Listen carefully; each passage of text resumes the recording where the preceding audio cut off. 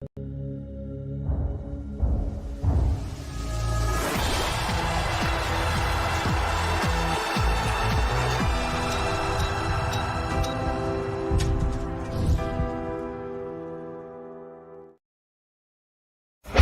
more than 62 years of litigation experience handling insurance disputes, Welton Rayum is committed to resolving even the toughest insurance claims quickly. At Welton Rayum, they don't get paid unless you win. They handle complex personal injury claims caused by the fault of another in both state and federal courts. They handle auto, trucking, motorcycle, slip and fall, and bicycle accidents. Call 954-966-4646. That's 954-966-4646. Welton Rayum can help.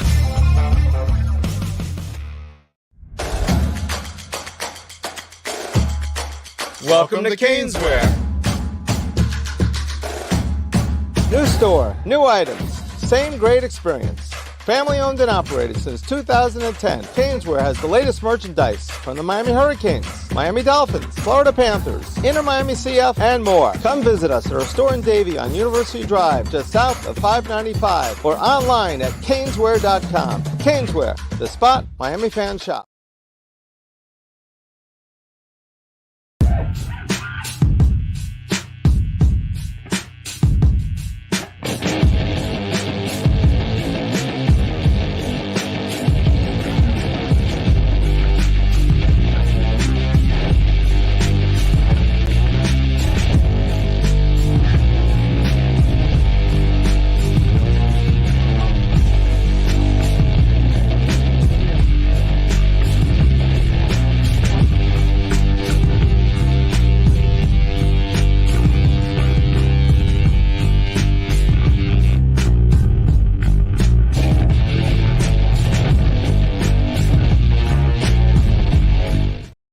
We are live. It is Tuesday night. I am Sean Stanley. He is the one, the only, the great Frankie Frezko. How we doing, sir? Can you hear me loud and clear? I got you, my man. I got you. Man, sorry. I was running a little bit late. I was trying to get through. I was still working. So I was like, oh, my God, I got to run. So I just ran upstairs and I made it on time. So I'm happy. Oh, man. Well, it's always a great time when Frankie Frezko joins us. That's as long as Frankie's here, we're good. Watching a little bit of Panthers right now, as a matter of fact.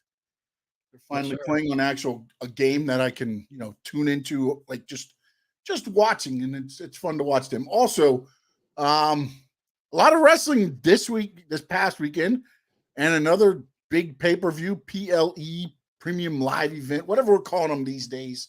Yeah. Whatever the kids are calling them, the cool kids are calling them these days. We got another one this weekend. And by the way, in case you don't know, Sting's final match. No. We're going to discuss that as well. We're going to do our predictions. I even got odds. I went to Bets on Us, and I have odds for the matches. Oh, nice. At Revolution. Thanks to the great Fightful Select, by the way. Cool. All right, so let's talk WWE, Frankie. And again, I'm going off of that because I'm telling you now, I'll watch the pay-per-view, and then maybe after Revolution, I'll jump back into AEW more. But I've really kind of kicked the can down the road on AEW right now, man. So, I mean, I hate to say it, and it's just because I'm that guy. I'm that old guy that I like the storylines. I like the entertainment aspect of it. I love the wrestling. I love the athleticism inside the ring. But to be entertained, for me to watch 2 hours of that wrestling.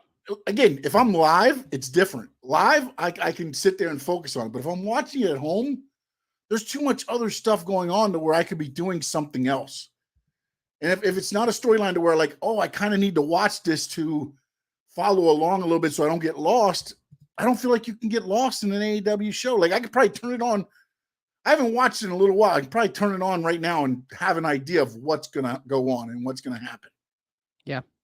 And again, they did hire the WWE writer that left. They did hire her. So maybe they're going to make some changes, and maybe after the Revolution, we start seeing some of those changes. Hopefully, No Doubt's in, Chad's in, my dad's in. We appreciate you guys. Frankie, that bald head is beautiful and in charge tonight. Big props, my man.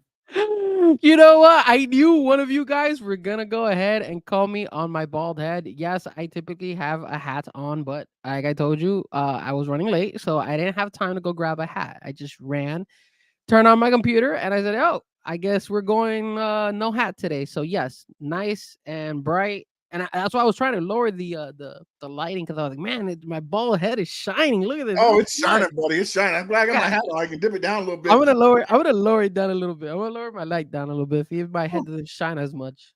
But we got more viewers probably because of my bald head. Buddy, when you a star, man, that's like the hook signal.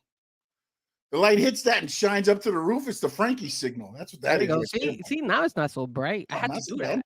I had to lower it big time. That bald head was shining too much. It happens, buddy. It happens. And you know me, outside every once in a while. I never go, without a hat on the show. Yeah, so I feel naked out here, bro. 100. Well, that's I'm glad you didn't say what you were gonna say. It's like the other day he's like, "Oh, I'll do the show," and I'm like, "No, we're not doing this." In your studio, you do that show. If you're doing it. Yeah, if you guys ever see me, if you guys ever see me outside, you'll see me every time with a hat. I have like so many hats. Oh, by the way, we'll be at Caneswear tomorrow afternoon, 3:30. So sweet. By, so we'll be at Caneswear tomorrow, chatting it up. But right now it's myself and Frankie. Terry is in on the conversation. We're going to start off with the great look back at the Elimination Chamber. And WWE spent the whole week over in Australia. They did a lot of things going around. They even did a press conference Thursday night at 11 o'clock p.m. I stayed up and watched it because that's what I do. You know what I'm saying? But it wasn't anything. I knew it wasn't. Again, they spoiled us with that Rock, Roman, Cody kind of. There's nothing going to live up to that. Maybe the WrestleMania one. Yep. Going, that's going to be interesting to see. There. But overall, your thoughts on, I guess, just the whole, not necessarily the card of Elimination Chamber, but the build up to Elimination Chamber and what you saw as far as the PLE being overseas for the first time in a long time. Well, first, I thought you were going to say we're going to start with the Great Khali. I don't know if you saw that video. There was a video of Great Khali was like, I think he was cooking or something. He almost burned the kitchen down. So, oh, Jesus. But back to the live event. I didn't get to watch it live, obviously. I'm not waking up 5 o'clock in the morning to watch it. So I woke up at 5 o'clock. I fell asleep at 8:30. I had to rewatch the ending of it. I will say this. I watched the replay, and it was tough for me to watch the replay in its entirety without falling asleep. I did it twice, actually, and I fell asleep twice. So if you're asking me what I thought about the fact that they were in Australia, number one, I think that's great. I think it was cool for Australia. I think the fans, I don't have a problem with fans going ahead and experiencing the whole WWE wrestling and all that. And I know Australia is very big in wrestling. I got a friend of mine he's a DJ over there and he loves AEW. Yeah. Well, I forgot Grayson Waller was from there until the actual I didn't remember that he was from the press conference, and they brought him out to host it with Corey Graves, and then everybody, they love their Grayson Waller over there, buddy. They love him. Yeah, they did. I did feel that Grayson Waller, he kind of left this guy, Austin Theory, kind of high and dry, but that's another story. So I think what WWE needs to do is kind of follow in the same footsteps that the UFC does. The UFC, when they go to these shows outside of the United States, they typically cater to the United States time zone. So they'll do whatever event they're going to do at 2, 3 o'clock in the morning, but it will be shown here in the United States at 8 o'clock, 9 o'clock. So it makes sense for them to do that. I'm not saying that's not true, though. That's not true. Yeah, they do that, man. Yes, I watched the pay-per-view the other day at 3 o'clock in the afternoon. 2 o'clock in the afternoon. Okay, well, that's fine. But yeah, what they do is most of their UFC pay-per-views are here in the US. Correct. This is where they get you. The pay-per-views, the big fights are here in the U.S. What they do is they send the fight nights to the outside, to travel around. No, but And they've those are on Th- ESPN, so they can be on. they've had some of the Abu Dhabi ones Yeah, that are the these ESPN events and Plus stuff like things, but and like the Conor McGregor versus Khabib was over there as well and all that stuff. But yes, when it comes to that type of event, yes, you're right. They do some of them do start around 3 o'clock in the afternoon, 2 o'clock in the afternoon, and that's fine. I'm not saying that they have to start at 8 o'clock either, but a time that works for us who are in the United States. The reason I say this is because wrestling is big because of us, you know? So I but respect also you have to have. I mean, let's do devil advocate to what you're saying. So okay. it was at 6 p.m., which was 5 p.m. our time. All right, because there are 11 hours. So if we did 8 o'clock, that'd be 7 o'clock in the morning their time. Do they get 72,000 people in an arena at 7 a.m.? Probably, yeah, because they're never there. They're never there. I mean, and you could always push it a little bit too. They could have done maybe 10 o'clock in the morning. And then here would have been what? What time would have been here if it's 11 hours of a 9 difference? o'clock at night.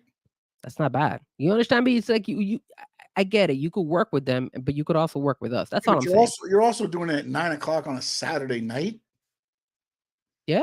What's I wrong with still that? think that people are doing stuff, See, man. I think the problem is that you're like that a big old age group that you want to go to sleep really early or go to sleep really late or I don't know. But I'm the type of person that sleeps late, so I'm I just don't saying, I mind. mean, if you do it at 9 o'clock, think about this. Okay, you're doing it at 9 o'clock.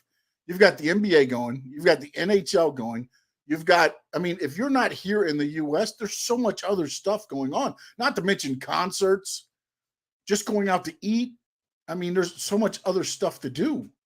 True, but a lot of people are gonna stick That's the around only and reason, still like, watch it. even with the 8 o'clock on Saturdays, like, I still like, but now it doesn't matter because they're streaming on Peacock. You know what I'm saying? For them, it doesn't matter because the Yeah, numbers are going to be the numbers because people go back and watch it anyway. So it doesn't, the streaming numbers doesn't affect it. What the interesting one is like AEW because they have to buy. So you know what I'm saying? Like yeah. Now WWE what? can work around this because they don't really, doesn't matter. Yeah, no. So I I mean, mean, not that it doesn't matter, but what I'm saying is you can stream it whenever. It's not.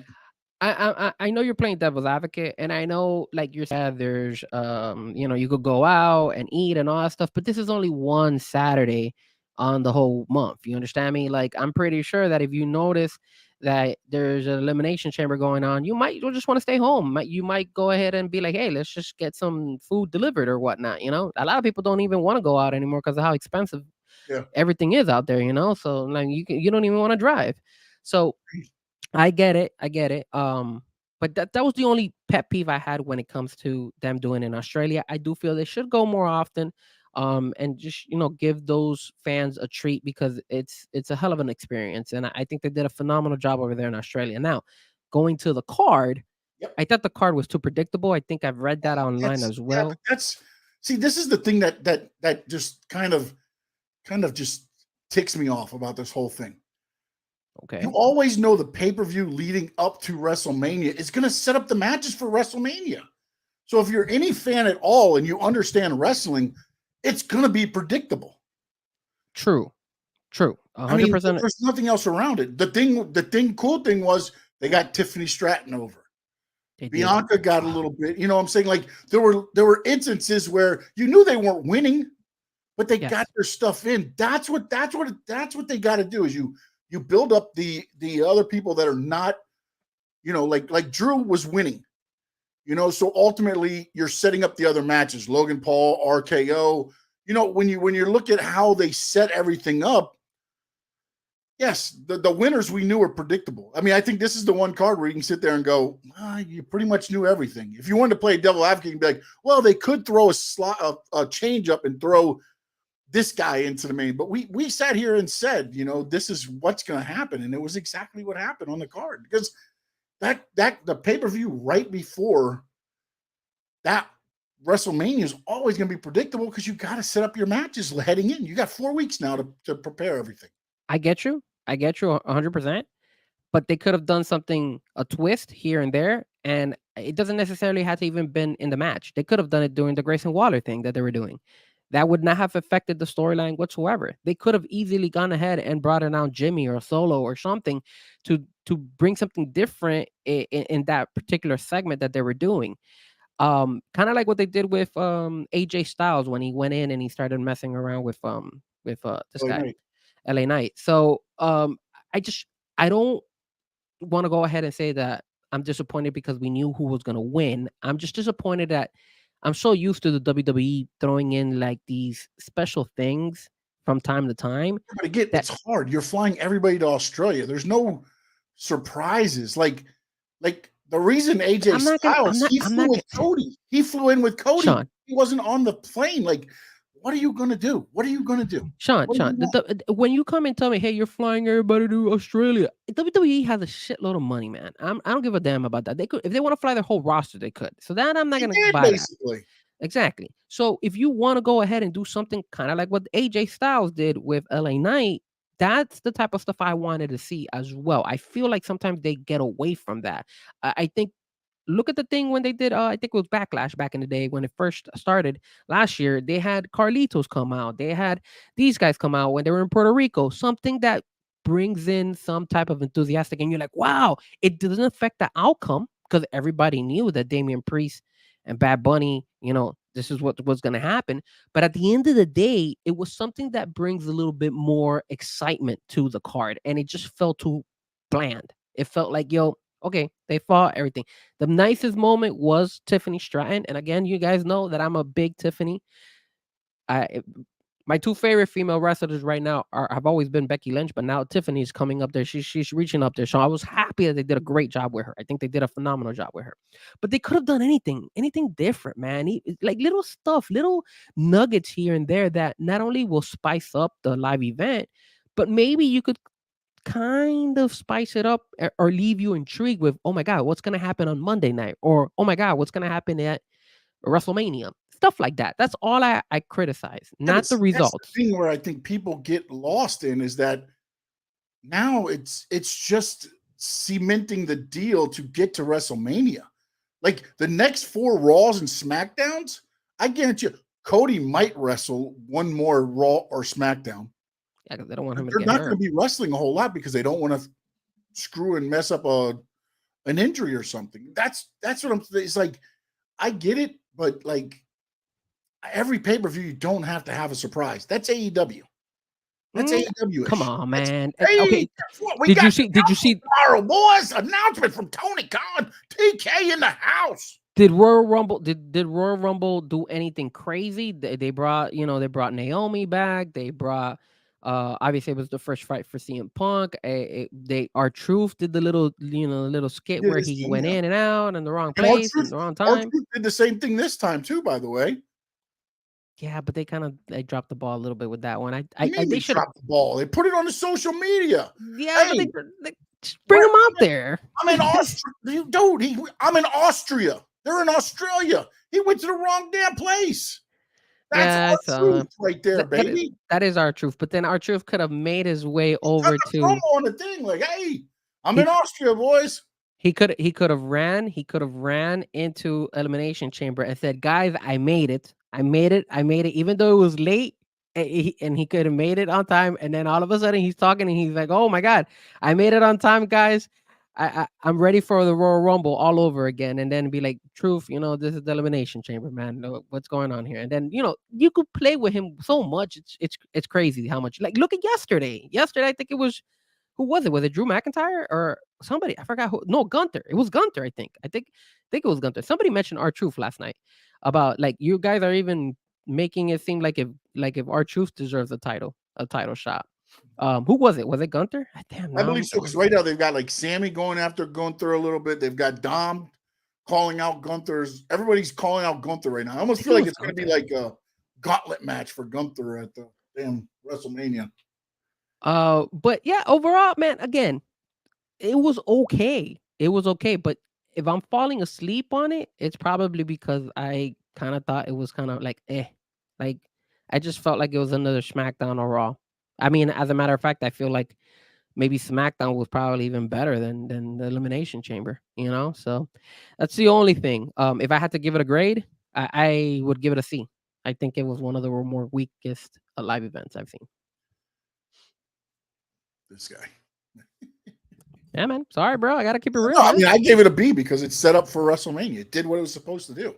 Anybody that watches that pay-per-view should know that. But again, it's okay. It's okay. It's okay. I mean, they set it up every year. I mean, what's the difference? We want to see something Drew's different. now taking on Seth. Becky's taking on Rhea. You've got Logan Paul with RKO. You've got AJ and LA Knight. Oh, not to mention that tag team fight between Tyler and this guy against against Damian Priest and Finn Balor. That fight was boring as hell, man. That fight wasn't fun at all. I fell asleep on that one. I wasn't too thrilled about that That's their match. style, though. They're just bruiserweights, man. They're not high flyers. They pick a body part and they break it down. I mean, that's what Pete Dunne does. That is the Fit Finlay, William Regal way of wrestling. That's what you It's get. a little bit boring, man. Again, I think they could have done more with that match, but it's all good. It is what it is. Again, my whole thing is like that pay-per-view is just don't get anybody hurt and we make it to WrestleMania. That's all that, like, for a while they knocked elimination. It used to be Royal Rumble, WrestleMania. There used to not even be a pay-per-view there because they were just worried that people would get hurt.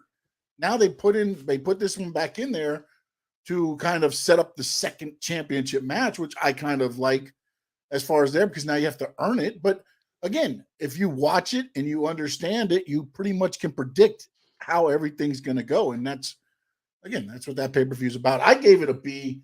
I thought, again, there were spots there that were bad and there were spots there that were good. I mean, I think it did what it needed to do. I mean, look, the two matches that kind of like they were not the greatest. I know that they had to leave Rhea Ripley versus Nia Jax because obviously Rhea Ripley, you called it. That's her hometown. We spoke about it, and you said, hey, they're gonna make that the last match because obviously she's in her home. That and the way they were just building it up the whole. That match was going in there. That match was weak. That match wasn't something that I. But again, it's like my dad texted me. He's like, oh, it's not that good. But again, even like, your dad. Yeah, well, but the whole thing is like with Nia Jax, like she's the Andre the Giant right now. Like it's Andre Hogan. That match. If you did that match today with the way fans are now, you don't get the same thing you got in the Pontiac Silverdome. I don't think this day and age with wrestling fans the way they are. Back then, that was monumental. You had Andre the Giant turn on Hogan, and it was, nobody had body slammed Andre and all that stuff. So it made that moment. And that's kind of like, in a way, what they're, I think, trying to do with nobody had done some of the moves to Nia that Rhea did. So there were little moments there. Now, again, to me, unfortunately, is, and you know what? I'm not taking anything away from Nia, but to me, she turns into like what Omos is and everything else. Like they're spectacles to me. They're attractions. They're like you don't put Omos into a feud with anybody because why? Just like you never put Andre in a feud with then Stud and Andre at the end with Hogan and stuff like that. But before that, it was always like battle royals. It was always attractions that he would come in for. Well, if that's the case, if that's what you're going that route, then I'm gonna blame the storytellers. Why in the world are we seeing Rhea Ripley versus Nia Jax as the match, the final match for her in Australia? They should have not done that. It should have been Rhea Ripley against somebody else, not Nia Jax. If that's the case, if that's how you're looking at it, I gotta blame those people who set that match up. It doesn't make any sense then, and you can't come and tell me she defeated the biggest. You just challenge to her. You just finished saying that those type of athletes, those type of wrestlers are like monumental parts. So like, hey, we're gonna see him in the Royal Rumble. You're gonna see him maybe in the undercard. I also said in this day and age, they don't look at it that way though anymore. That's the way I look at it. I look at it like back in the day. Andre versus Big John Studd. It was Andre against other giants. Andre against King Kong Bundy. If it wasn't that, it was Andre in a battle royal. They were the attraction. And that's what Nia Jax is, an attraction, right? So if Nia Jax is an attraction, she shouldn't be in the final match. They don't do it that way. So to make Rhea, because again, who do you put her against if it's not Nia Jax in that instance? Who? Well, I don't. I know Liv Morgan just came back. I know Naomi just came back. And she's a heel. She's playing a face in that role. That's why Nia got the part. Yeah, but again, I just don't think they did a good job setting that up. Maybe they could have done a 3-way. I don't know, something I something honestly to think the 3-way is happening at WrestleMania. oh Nia what attacked between Becky Rita at and Becky Raw. Lynch? Nia attacked Becky at Raw. Like, what is that? Where does that come from? I could only see What? that being a 3-way if Becky beats her in the next Raw, because then now they're I mean, kind of if they're setting 1-1. up for that, then maybe like heading into Raw, Nia's wearing her down, and Rhea's like, I don't know, maybe because Rhea beat her now, Nia respects. Now she's gonna help Rhea by beating down Becky. Maybe that's a story they're gonna go with there or something. But I mean, I hope so. I don't want that to be a triple threat, and I don't think they will. But it was just odd. Like last night, they do the whole thing, and then Monday. Yeah, last night. Sorry, and then it was Nia attacking Becky. You know what I'm saying? And so again, if I'm looking at these matches, right, the Kabuki Warriors versus Candice LeRae and Indy Hartwell. That was just to get Indy on the card. That was to get Indy on the card in front of her hometown. Man, well, She's from Perth, Australia. She's from Australia. That one wasn't the greatest match either. No, the women's elimination chamber was the best, probably one of the best matches, obviously. Yes. The Finn Balor against the Pete Dunne and Tyler. Again, I think Pete and Tyler, I think they wanted to kind of just put them on a main live event to see how they do, also, and it didn't sell. The match go too long though because they needed the time. Yeah, they needed the time. I think they let it go too long because again, that match, if they're breaking the bones and stuff at certain things, but if you keep doing it over and over and over again, it wears very easily. I think they were pushing to see what you're gonna get from that fan reaction. If Pete and Tyler can actually make it kind of like a good match, I think they were kind of testing the waters with those two, and I think they honestly kind of let down. It's kind of like these guys. Oh man, I forgot.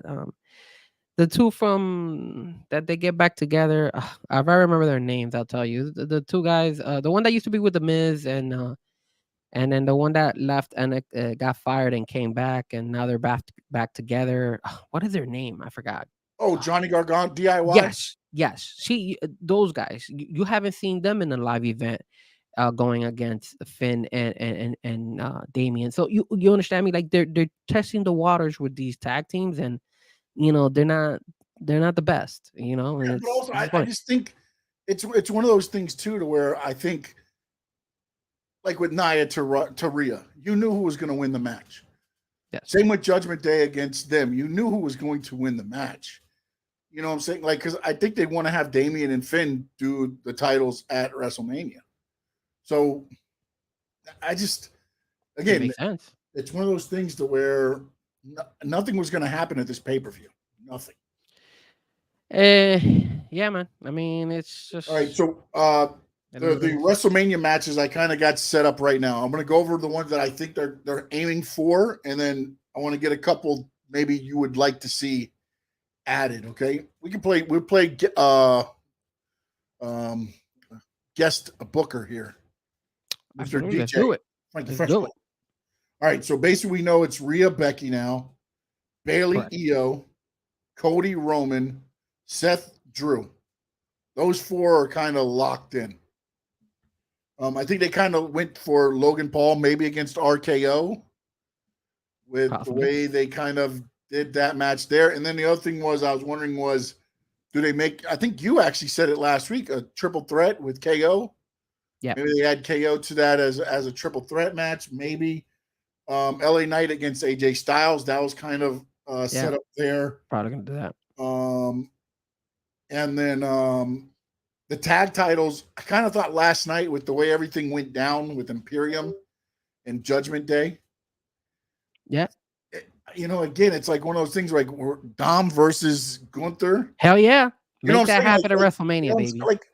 Like I almost feel like Gunther's going to be that guy to be like, I defend the title so much. He's going to defend it night 1 and night 2. I think he versus Dom on one night, Sami Zayn on the second night, or vice versa. Well, what do you think about the Cody challenge to The Rock? I mean, you think that That's the Cody might one thing wrestle that I'm twice? trying to figure out when that's going to be, because he said anytime, any place. And then last night, at the end, he was like, the bloodline's not hunting me, I'm hunting the bloodline. Yep. So it's gonna be interesting, man, to see what happens. Because and then also Fightful kind of Tama Tonga, who was in NJPW, New Japan Pro Wrestling, was part of Bullet Club over there. Mm-hmm. His contract ended, and he's heading to WWE. Oh. So Jacob Fatu has not signed any deal that I know of yet. So it's almost like it's starting to play out a little bit, where does the Samoan dynasty play into any of the plans at WrestleMania? And then the other thing was, which, I kind of was throw to see if it sticks against the wall, is The Rock doing his best acting ever by acting like he's part of the bloodline? I hope not. I hope he's really actually gonna be fighting and supporting the bloodline. I hope he sticks with them. I like the heel Rock. It's Oh, been a I minute like since we Joe haven't Rock seen him. too, as a matter of fact, I do. So I think it adds. It's odd to me that Roman has taken such a back seat with The Rock there, though. because The Rock is bigger than Roman. Let's keep it real. No, I get that, but on TV, Roman was, I'm the tribal chief. If The Rock wanted to come to me, then we could, he was all big talk. Now The Rock comes and he's like, he's back. He's taking a back seat. Of course, because he's The Rock. That doesn't, again, the whole storyline of it was, there should still be a little riff, like there was when Jay and, what I'm saying? Like there should still be a little bit, to me, bickering. Yes, they got the one enemy in Cody as the sworn enemy that they'll team up against. But I believe there should still be a little bit of bickering within the bloodline, as far as who's, Solo looks at Jimmy and is like, I'm Roman.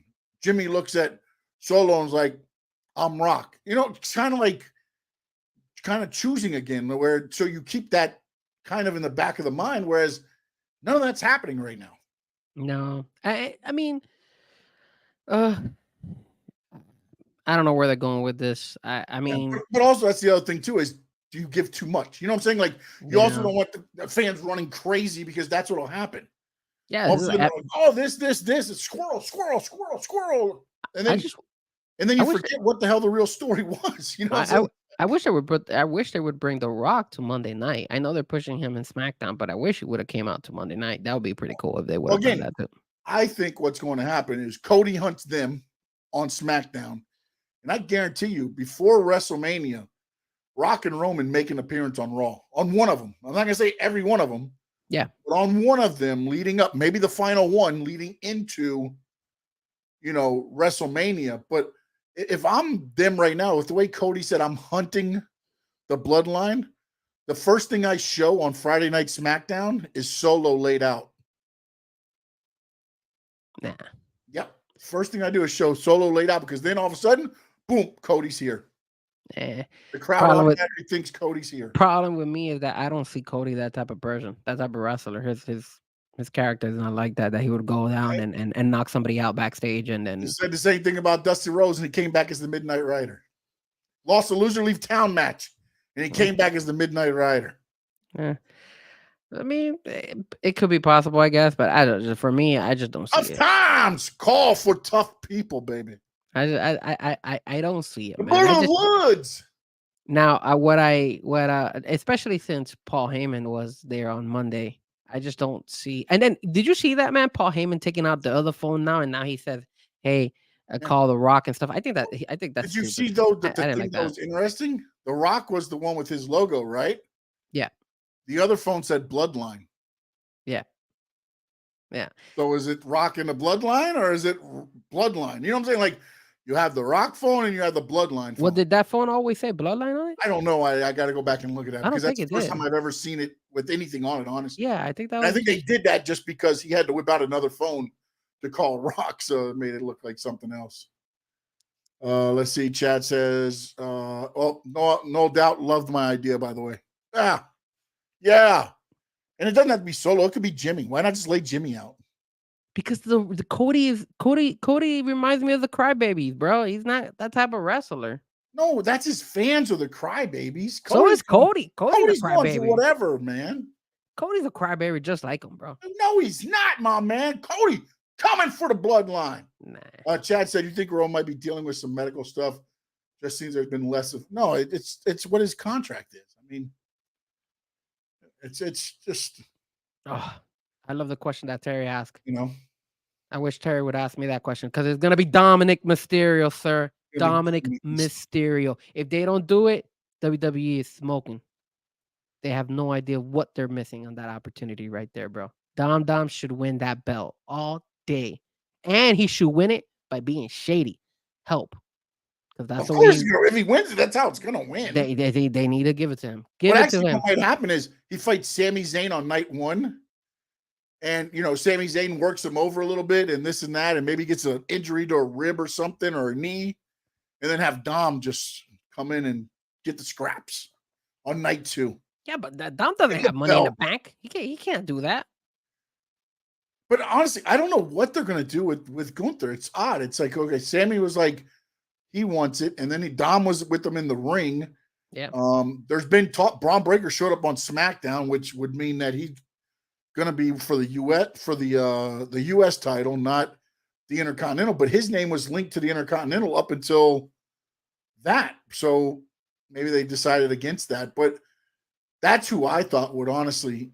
I think they dropped the ball when Jey Uso didn't win it. Well, maybe Jey comes, but again, that's the other match that's going to be set up for Jey versus Jimmy. That one's predictable. Yeah, well, City of Brotherly Love, baby, you got to have the brotherly fight. Yeah, it's a good one. So I hope they sell it more, but yeah. Well, no, but also see, that's where I think you're going to get Rikishi involved. You could do that. You know what I'm saying? Like that's what I'm saying. Like, there's going to be a lot of, I believe, the Samoan dynasty involvement into some of these matches at the WrestleMania. Chad, I'm all for Dom to do it too, Frankie. Bring him more heat. He doesn't need any more heat. Bro. Bring it to him, goddammit. He needs it. People hate him so much. Hot pepper? What's the hottest pepper? Wait, hold on a second now. Because good thing Chad mentioned that. What was going on with Peacock this past I guess Saturday? What was this whole situation when they blacked out the goddamn thing and they were bleeping all these people? What is going on? I thought live events, they didn't care about that. I thought it was okay to, let them curse, let them do whatever they want. Did you notice that they bleeped even when Bobby Lashley he kind of, I guess, injured his elbow, or he had kind of tweaked it or something. He went and he said shit, and they blocked, and they bleeped it too. I was like, what is this, bro? Maybe because overseas they can't curse. I don't know. I mean, I don't know. Did you guys notice that? I noticed that all day. That Dom was the same thing. They were like, I think they were sticking the bird at Dom and everything, and they were like they blocked it out, like they didn't want people to see that. And I'm like, what? What's going on here? I mean, why don't go to Australia and get bird thrown at me? Shit, if somebody's throwing birds at me, I'm gonna throw birds right back at them. Even when Logan Paul was in the Elimination Chamber, he was like doing something, and I think they were kind of like muting him, and I was like, what is this? Like, I don't know, but I was a little bit pissed about that. If you guys noticed that as well, say it in the chat, because I did realize Anybody else notice that, or was it just Frankie's TV? No, I swear I saw that. 80 years because you're AEW. So. I swear I saw that, man. I swear I saw that stuff. That it was like they were blacking stuff out, and I was like, "What is going on? Why they bleep? They were not letting them curse." I was like, "Okay, I mean, it's not. This is not Fox. This is not USA. Let them freaking curse." But you know what? USA. I mean, Peacock does the same thing, because when Peacock they had the Las Vegas press conference, they were bleeping everything. So it was like, what is this, man? I thought this was going back to the, the good old days of WrestleMania. I mean, the good old days of WWE. Like, it might just be easier for them. Yeah. They don't have to fix it on the thing. So you want me to? Okay, so to answer your question a little bit earlier, you mentioned, hey, any other things that we could predict for WrestleMania? Else you could possibly think of for WrestleMania. Okay, so obviously Logan and KO is a good match. I the Gunther and Dom is a good match. I think they need to include um maybe Cody fighting twice because of the whole, picking The Rock up. So I think The Rock, he probably fights him day 2 or day 1, one of those No, I things. bet you what it'll be. It'll be day 1. He fights The Rock because that'll probably be like a stipulation. And then what it'll be is Cody versus Rock, winner versus Roman. You could do that. That's fine. That's not bad. But something like that would work, I think, in my I opinion. think ultimately, I think that's the way I believe is how this is going to kind of play out. I guess. Like I don't. See, but I'm reading the chat here, and Terry says, I don't think they will let Dom beat Gunther. It will kill his momentum he built with that title. Okay. It depends how they do it. I mean, Exactly. Because if you have Dom win by assistance from somebody, JD McDonough or something, it's not gonna hurt Gunther. Plus, that they're pushing for Gunther to eventually probably compete for one of these world titles. So it wouldn't hurt his, what he's been able to build. I think it will only make him even stronger because he will go ahead and probably vouch and say, you know what, somebody had to cheat in order to beat me, but that's fine. I've held the IC championship. Now I'm going after the world championship, and he could push, that type of, story to help his character. But besides that, and again, I like the fact that Dom is there. I mean, you could. I think in WrestleMania you need to throw R-Truth in there somewhere in WrestleMania. I was always thinking it was going to be R-Truth and Miz against Damian and Finn Balor. That's what I thought that was kind of aiming for. Awesome Truth versus Balor and Priest for the titles. Yeah, that could have happened. But they kind of went away from. Yeah, it's kind of gone down a little bit more. It's like, I honestly think they killed it too soon. I think they killed the whole R-Truth as part of the Judgment Day too soon. Like, I think they were worried it was getting too out of hand the other way. They went the extreme the other way. You know what I'm saying? Like, they were like, oh, this is getting way over more than what it was almost that organic getting over again that happened with LA Knight, basically. Yeah, man. I think they were kind of like, wait a minute, we can't do this again. And also with Sammy is who I was thinking of. Yeah. The organic, when they started getting like, oh, now we can't do anything because this is just built up on itself. And I think they were like, okay, we need to end it. And I think they went extreme measures the other way to make sure everybody knew that he wasn't. I just think they could have kept going with it. 100% Drew's promo. Nah, man, screw that. Drew McIntyre saying those ridiculous stuff to CM Punk and stuff like that. Come on, man. Hey, why are you taking shots at CM Punk, man? How dare he? But I will return, man. I will say this, man. Drew is doing a hell of a job when it comes to his heel, turn. And then on top of that, he re-signed with WWE. So I can't wait to see him. Well, no, he didn't. I've been reading. It's been going all around. I think he has, but they didn't want it leaked out, so they put a kibosh on it, saying they were inaccurate reports. Oh, they put like a 20 I'm almost positive they're probably already it's probably signed, because the one thing WWE does right is they're not going to put somebody in a situation to where they could win a title. Yeah, built a whole story around them and then disappear. And gone. That's not going to happen. AEW is known for that. Or you build this big story and then you forget the one piece that when one person disappears, it's like, well, now what do we do? Well, now let me ask you this. That's a good question by Memo. Memo said it makes sense why he resigned, because he more than likely is going to win the title. Do you think Drew McIntyre beats Seth freaking Rollins? Yes, and I think it happens the way that he said in the promo last night. The bloodline costs Seth Rollins the title. Oh, man. I don't know, man. I don't know. Because you could go either way with Seth or with Drew when it comes to CM Punk, even though Drew is still keeping it up, more than Seth. So that's the only positive. But you could go either way. Drops him in the podcast, not on live TV, because he's still trying to do the babyface thing. But if you listen to him at the podcast, he'll drop little nuggets in there, I feel Seth is still gonna beat him. I don't know. Just something in me is telling me. I think it's gonna be time to move to Drew for a little bit, and then Seth can win it back. Like just Well, go if to you're gonna give it, Seth and then if I you're mean gonna give Drew it, and then if you're gonna give it a Drew, and then by then CM Punk hopefully comes back, then it'll be Drew versus CM Punk. You can't have Drew beat CM Punk. CM Punk has to get over, in my opinion. I think ultimately that's what it is. Drew will be the placement until CM Punk comes back and beats him, and then you might end up getting Seth and CM Punk at SummerSlam, or sorry, Survivor Series, or one of the ones further down the year.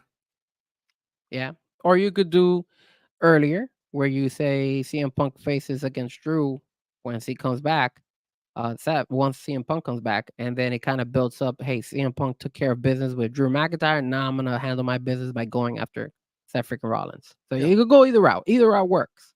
I just don't see Seth freaking Rollins losing the belt. I still think he is just I think he wants to keep defending the belt. And I don't think I could see that. I mean, even though Drew McIntyre has been wrestling a lot more than before. And if they did just And resign him, they want to get their money's worth. So yep. And the other thing, though, to be honest, when you look at it, it is okay.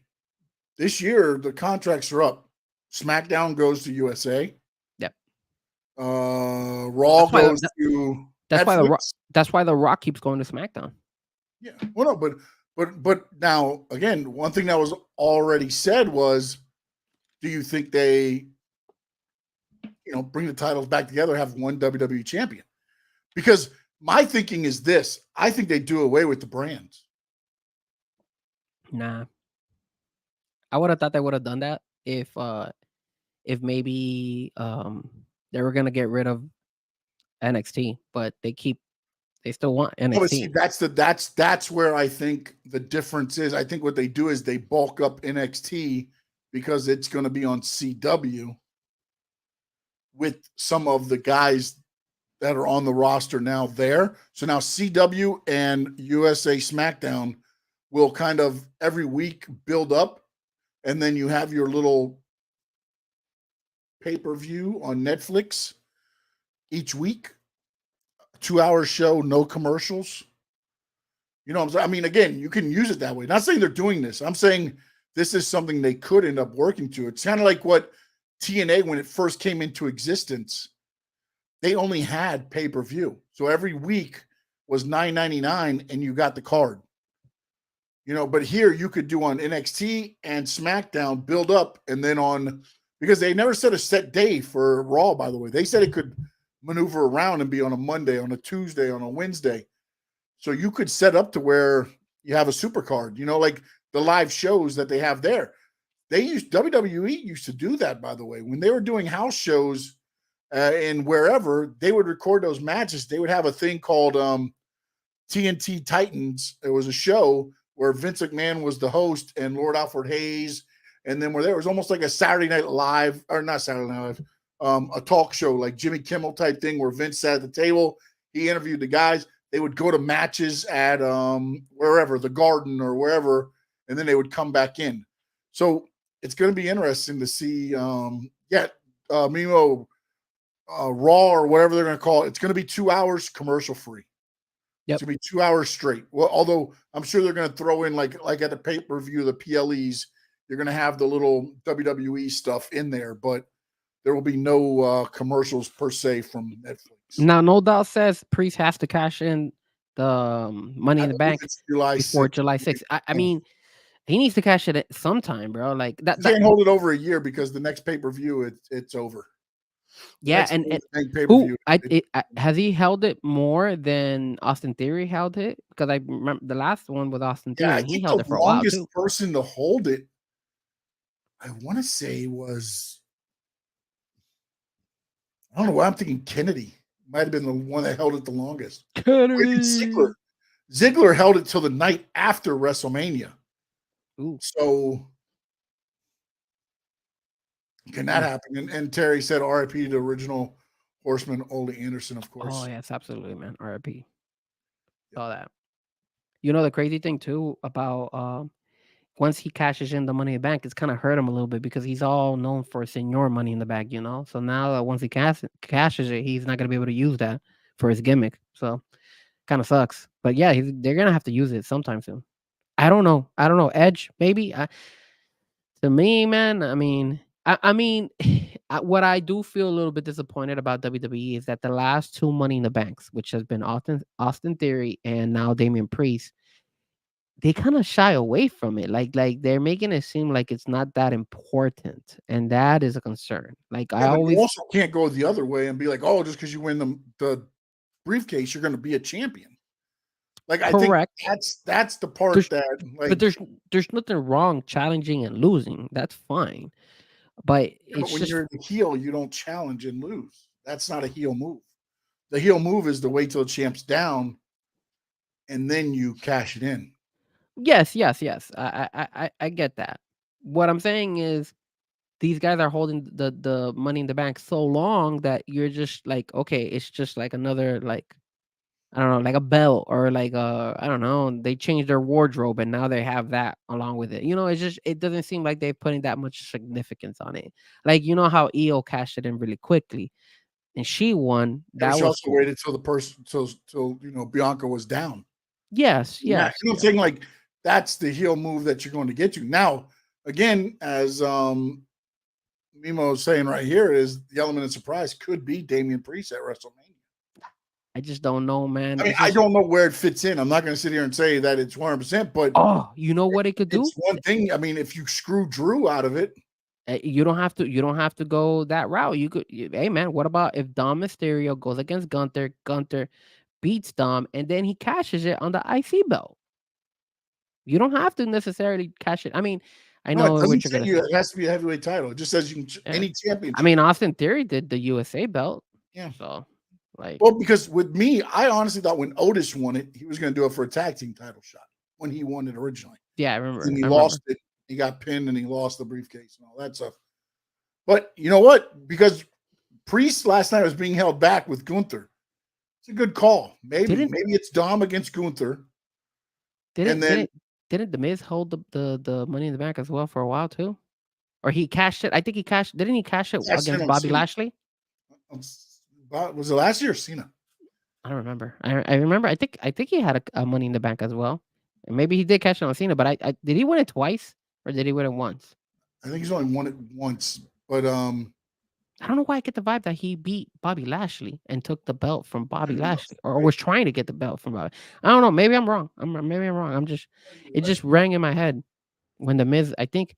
Correct me if I'm wrong, guys, in the chat. If there was a part where the Miz was trying to go after Bobby Lashley, because I remember Bobby Lashley had to defend. I think it was when Bobby Lashley had the belt, and I think the Miz tried to cash, and I think he won it, and then he lost it like right the next day or something like that. Wasn't it like that? All right, Maybe so I'm here off. we go.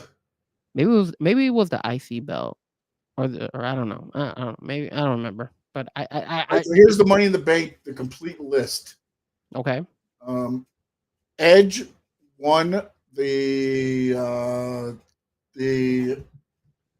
briefcase at WrestleMania 21. He held it for 280 days.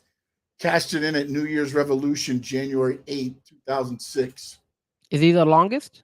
Hold on. Remember that number, 208. Right now, 280. 280 is the longest. Rob Van Dam won it at WrestleMania 21, held it for 70 days. And then he cashed in, of course, against John Cena in ECW One Night Stand. But that was not it was a cash in, but it was a one-on-one match. It wasn't like he went behind his back to do it. Edge won it again on Raw. He had it for 4 days and he cashed in on a SmackDown. CM Punk won it at WrestleMania. He had it for 92 days, cashed it in on a Raw. CM Punk won it again at WrestleMania 25, 63 days, cashed it in at Extreme Rules. Jack Swagger won it. He cashed it in 2 days later on SmackDown. Kane won it at WrestleMania 26. 2 days later, cashed in on SmackDown. Kane won it again at Money in the Bank 2010, and then he went on to cash it in an hour later at the same pay-per-view. That's when he beat Mysterio. Yeah, I remember that one. Won it at Money in the Bank, 127 days. He cashed in on a Raw against Randy Orton after he was attacked by Nexus. Daniel Bryan won Money in the Bank. He had it for 154 days, and he cashed it in December 18, 2011 at Tables, Ladders, and Chairs. Del Rio had it for Money in the Bank in 2011, 28 days, cashing at SummerSlam. Dolph Ziggler, 267 days. And then he cashed in at the Raw after WrestleMania. So far, 280, still the number. 280 was who? Edge, the first person to hold it. John Cena won it at Money in the Bank. 8 days later, cashed in at Raw. Damian Sandow, Money in the Bank, cashed in 106 days later at Raw.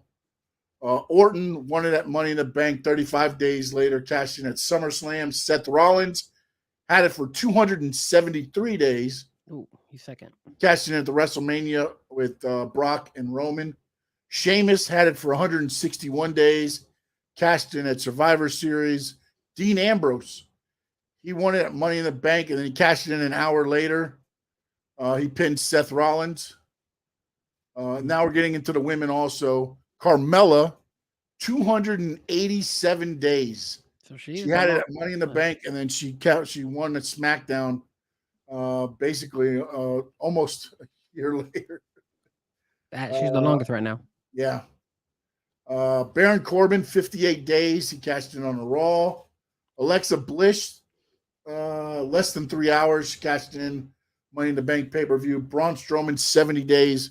Cashed in on Hell in a Cell. Bayley had it. Cashed in at the same pay-per-view. Lesnar had it for 56 days. That was the best one. When he used to carry it around like a boombox on his shoulder. Yeah, I remember that. He cashed it in on Seth Rollins. And that's where it stopped.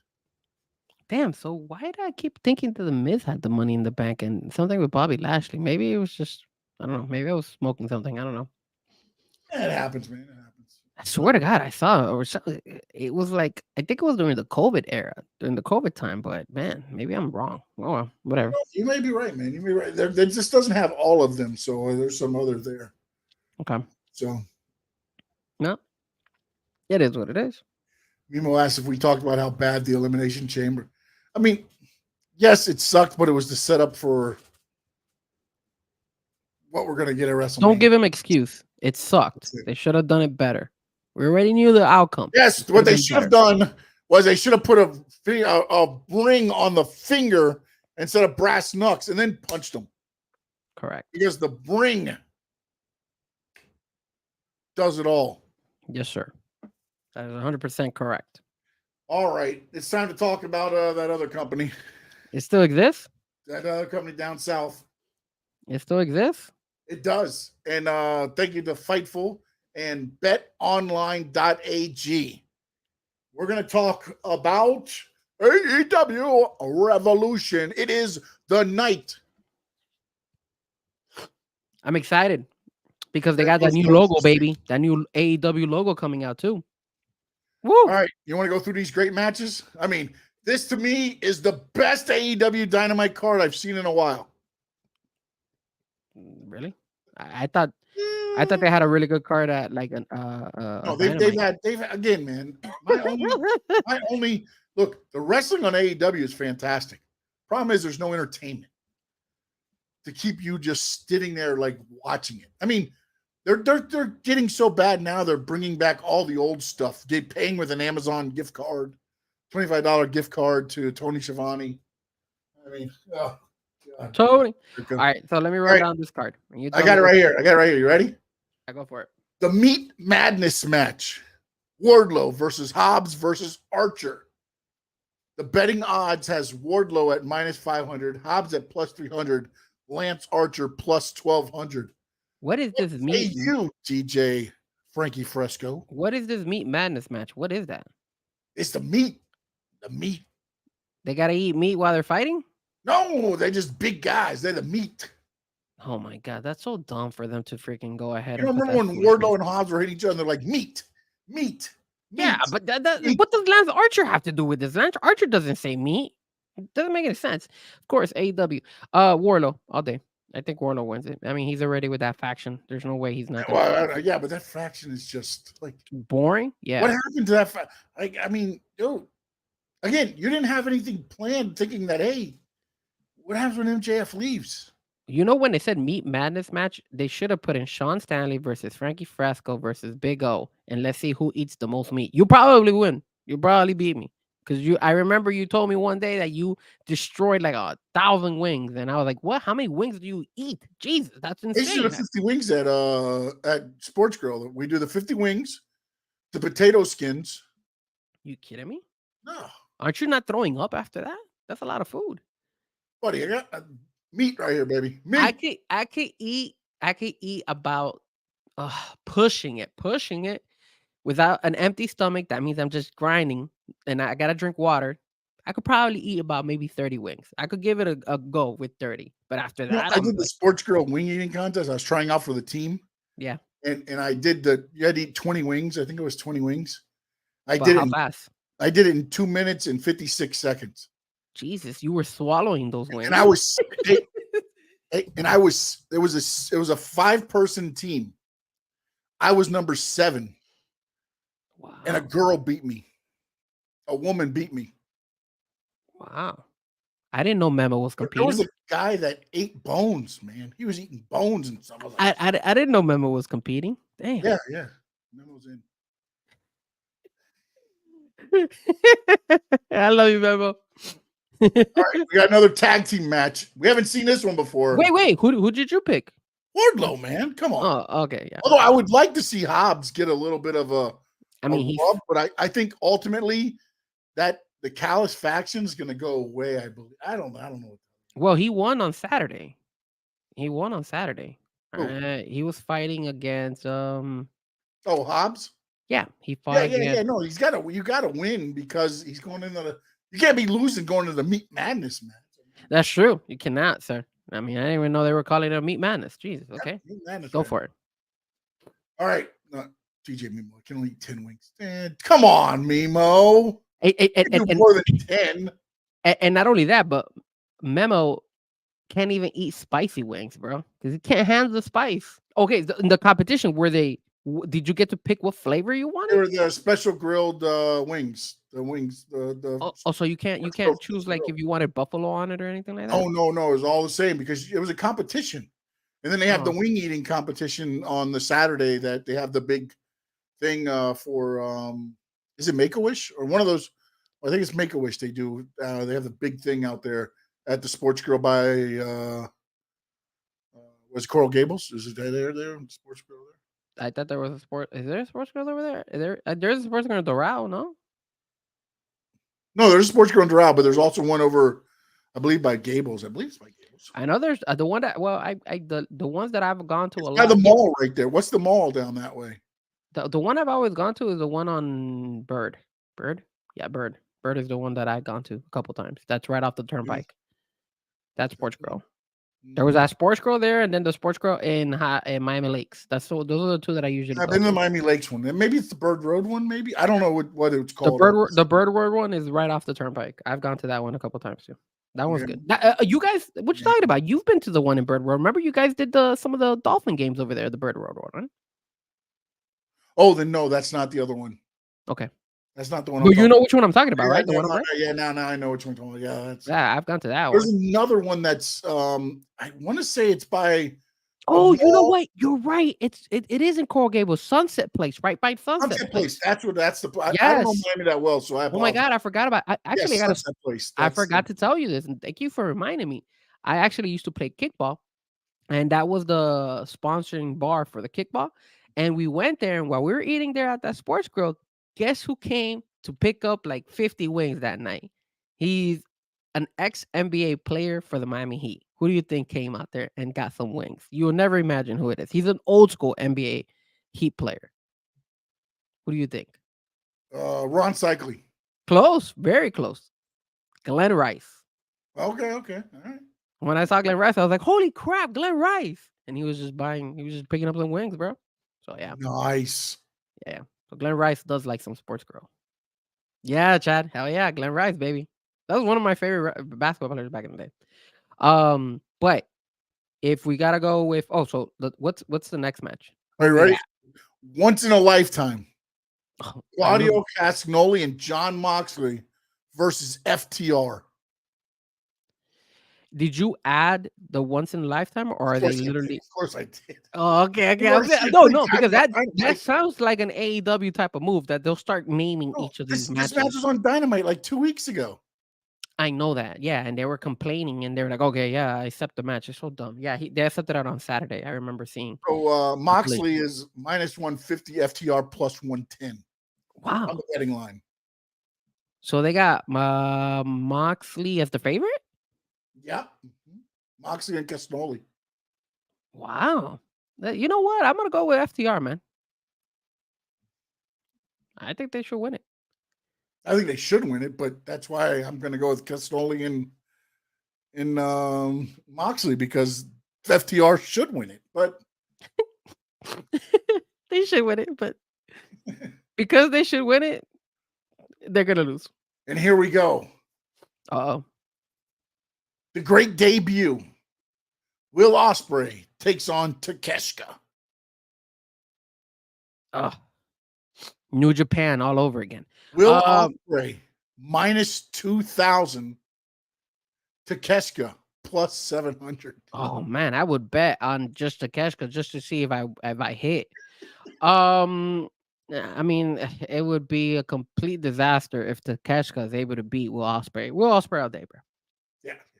But it isn't even his debut because he's gonna be at Dynamite tomorrow. Yeah. It's just his wrestling debut, but we already seen him. Just throw them into. He's already going to get lost in the sauce. Like it's frustrating, man. It's frustrating. It's very frustrating. AEW TNT Championship match. Oof. Christian Cage, the champion, minus 200, takes on Daniel Garcia plus 150. I like that one. This one, I kind of think Daniel Garcia with the help of Edge. Yes. You know what I'm saying? Like, I think Daniel Garcia wins it by Edge helping him out, and then we get the dancing. I like the dancing, baby. The dancing. Yeah. I don't like you dancing, but I'll watch dancing. I'm gonna go with a left turn here, and I'm gonna say no, never mind. Christian's gonna win this one. Yeah, I like Daddy, but Christian's winning. I hope they would give it to Daniel, and I hope you give it to him with Edge, like interfering. But you're right, it's AEW. It'll probably be a draw. Oh, they'll run out of time. Yeah, the bell rings. The pay-per-view's over. The rest of the matches are canceled. They went too long. They went over their time. They did.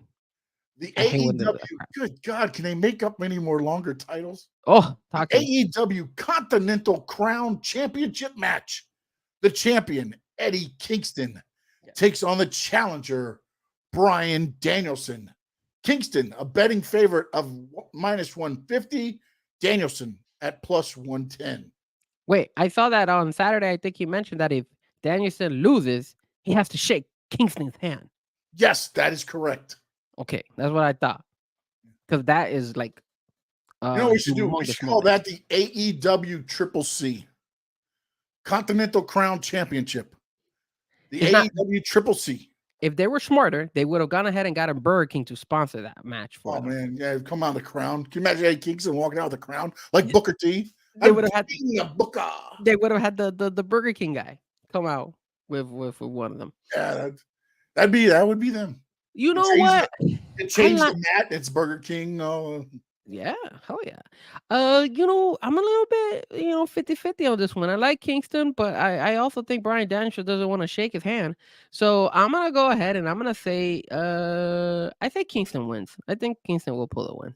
I think out of respect, Bryan Danielson will shake his hand. I just think Danielson's at what he's shown so far since he's been in AEW. He's there to build up everybody else.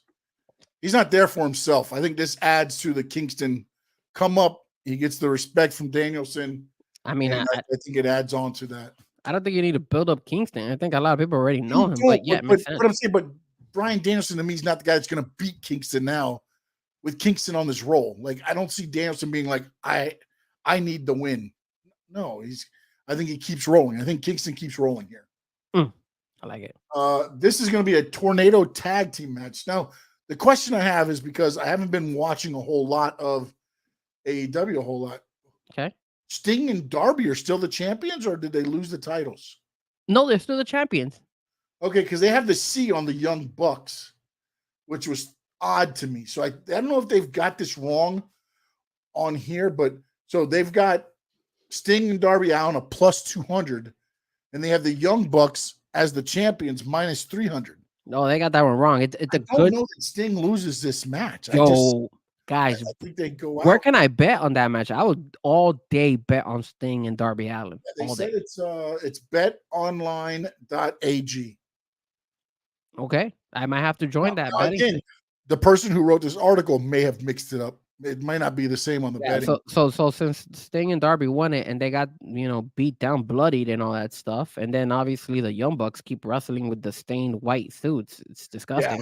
Yeah, and this is going to be, and again, it's a tornado match because Sting won't have to go in there and be one-on-one with any of the Bucks and all that stuff, and it'll be a good showcase for Sting to go out on top.